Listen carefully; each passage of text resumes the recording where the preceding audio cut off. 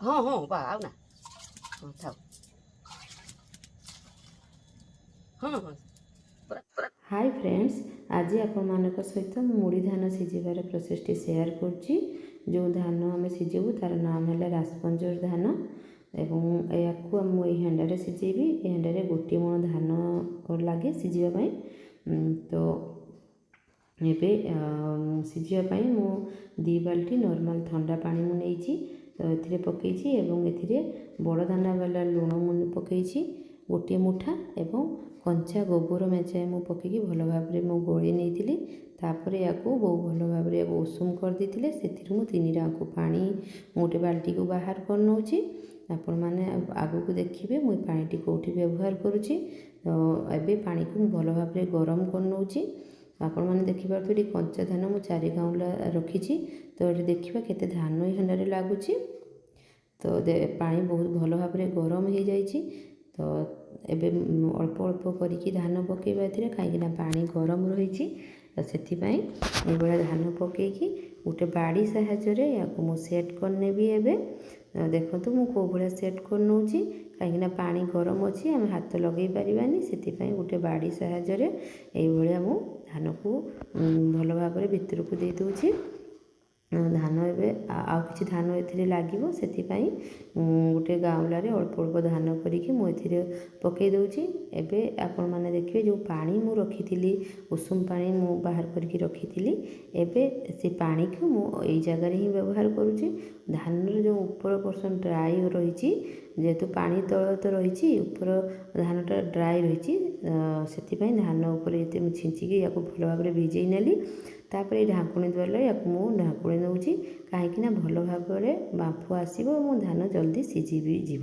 से एबे जो मु धान सजेवा समय किसी अल्प कंचा धान तल पड़ जाता गोटे जगह को मु उठेकी रखी नौची। तो ये देखो हांडर धानटी आम पूरापूरी मु सेट कर नहीं। तो ये या सिझापी 1 घंटार 1.5 घंटा समय लगे। एबे जो आम जाल जालुचु चुली रे तार आँचटी हांडार चारिपट को आसवा दरकार देले जाइए बांफ पूरा चारिपटे भी आसो एवं धान जल्दी भी सिझी। देखो चारिपटर बांफ आसीगला लगुच धान हो गला। तो होती कि ना आप जानवाई गोटे धान नहीं कि आप दांतर चापिबे।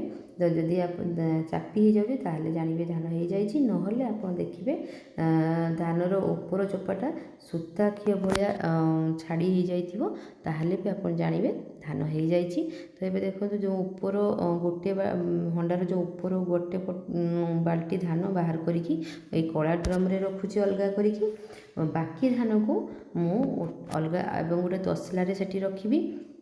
तो ये देखो गोटे तसलारे मुझे रखुची बाकी धान को। तो यही आम धान सिझेलु 2 ରୁ 3 हांडी आम धान सिझेचु।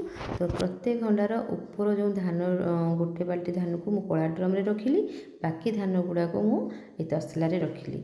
एबे नॉर्मल पानी जोटा ठंडा पानी ताकू मु एबे धान रे पकेकी याकू भल भाव में भिजेकी दबा आम आम रखा एबे 2 दिन पर्यंत पूरापूरी ये पानी रे बुड़ी ही रहिबो। धान ऊपर जो 2 ରୁ 3 इंच पर्यंत ऊपर को पानी रहिबो धानर। तो एबे याकू भल भाव में आम 2 दिन पूरा छाड़ीदबा। जदि आम आज धान सिझुचु तो आज पूरापूरी ये पानी रे रहिबो मझिरे गोटे दिन भी पूरापूरी रहिबो। ता पर दिन माने 3 दिन बेलू ये सकाଳେ ये धान सिझिबो। जदि आउ भी गोटे इम्पोर्टाट पुणी आप गोटे इम्पोर्टाट कथा मुझे जदि आप देखिले धान जो 3 दिन पर जो सिझेबे प्रथमे देखिए वेदर केमितिका अच्छी जदि वेदर पूरा परिष्कार रही भल रही खरा पाग होती ताहले आपण धान सिझेबे कहीं धान पाई प्रथम मेडिसिन है खरा जदि खरा ना ताहले धान आप सिझातु ना जदि सिझे दौरान धान ताहले खरा जदि न होइथिबो ताहले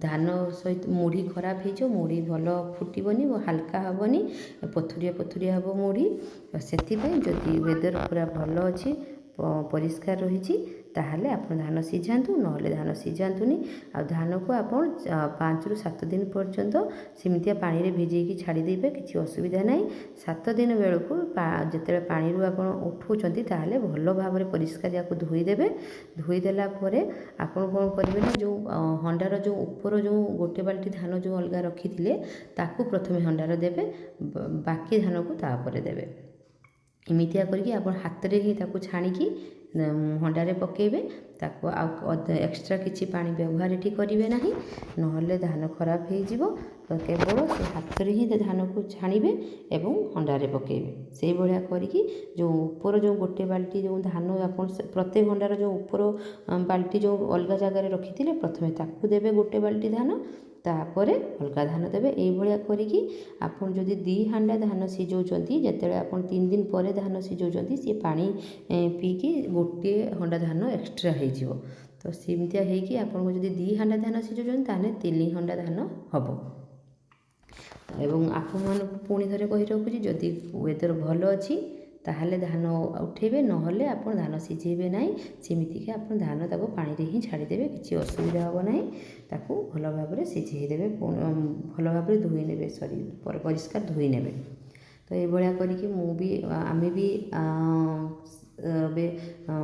दी दिन पर आम यहाँ सिझाऊँ तो आपण मान सहित भिडियोटी शूट करी किंतु आपण मानक दुखर विषय जे मुझे भिडियोटी आपण मानक शेयर कर पारिनी कहीं से क्लिपटा ही आसला ना मोर वीडियो शो करलानी तो से आपण मान सहित मुझे भिडियोटी शेयर कर पारिनी तो आपन को ताको भल भाव में आशा कर बुझे पारिछि आपण माने भिडियोटी देखंतु एवं आपण जदि कोठी डाउट रही आपण मते कमेंट सेक्शन पचारि पारिबे एवं तार उत्तर मध्य मु देबी एवं एबे देखो जो टॉप माने धानर जो तल पर्सन जो धानटा से कादो पानी अधिक कादो पानी बेसी रही जाइथिला ताकू परिष्कार भल भाव में बहुत धोई नौचंती धोईकी ताकू आम एटा लास्ट हंडा धान सिझेबा रही तो ए पकईकी भल भाव में सी या